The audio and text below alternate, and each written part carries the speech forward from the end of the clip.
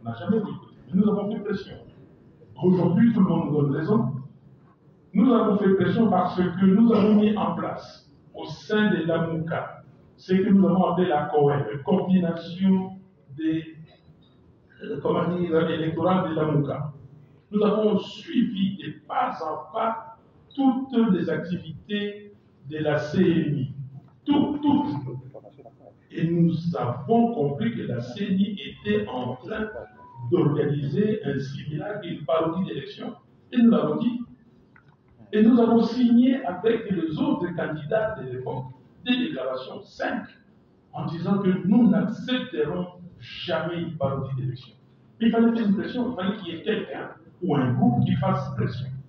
Nous avons fait pression en disant à la CNI s'il n'y a pas d'audit du fichier électoral. Parce que c'est la chose la plus importante. Rappelez-vous qu'en 2018, on revendiquait deux choses. La première, c'était les 10 millions d'effectifs qui étaient dans le fichier électoral.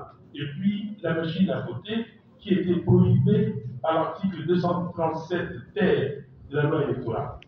Et donc, cette fois-ci, c'est la même chose. Et il y a eu des gens qui ne devaient pas être dans les fichiers, mais qui s'y sont trouvés. Il fallait le faire.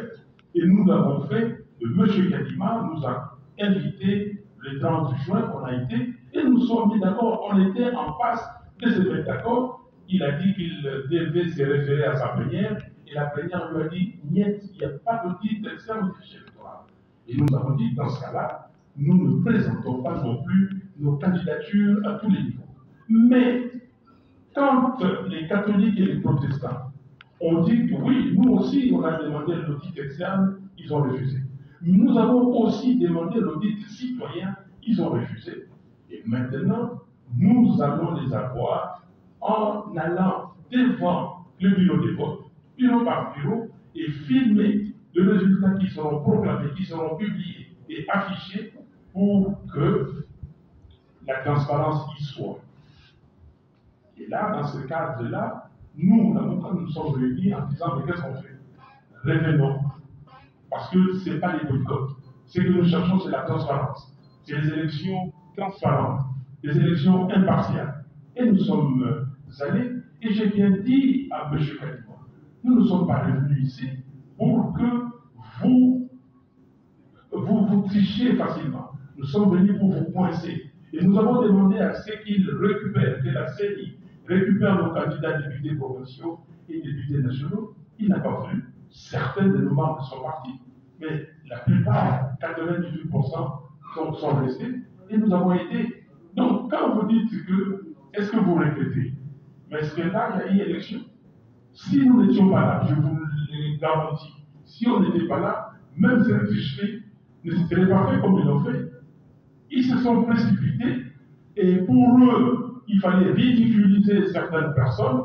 Je ne vais pas les citer ici, mais voilà là où leurs projets néfastes les ont amenés. Donc, ils sont aujourd'hui eux-mêmes ridicules parce que, comme disait beaucoup, vous êtes jeunes ici, mais les gens de mon âge, peut-être moins âgés que moi, doivent les comprendre. Ils disaient aux gens, mais même si vous voulez voler, vous y va même la manière. Si vous voulez voler intelligemment, même les trichés, ils ne savent pas tricher. Mais qu'est-ce qui s'est passé? Ils ont été confondus. Donc, pour nous n'avons jamais boycotté les élections, nous ne boycotterons jamais les élections. Mais ce que nous voulons, ce sont des vraies élections. La souveraineté du peuple congolais doit être garantie.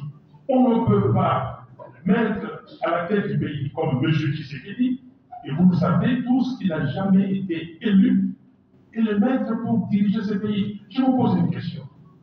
Je prends quelqu'un qui n'est pas là. Il est représenté, le docteur Mouré. Le docteur Mouré, il est docteur, prix Nobel de la paix. Il est pasteur. Il est à Panzi.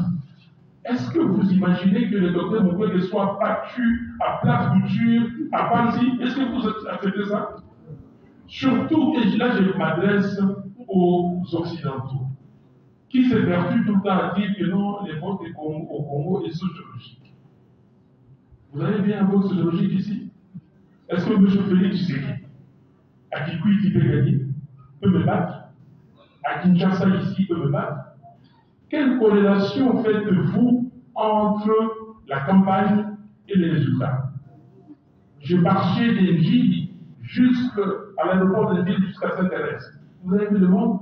Et ces gens étaient amnésiques 5 jours après pour ne pas voter utile.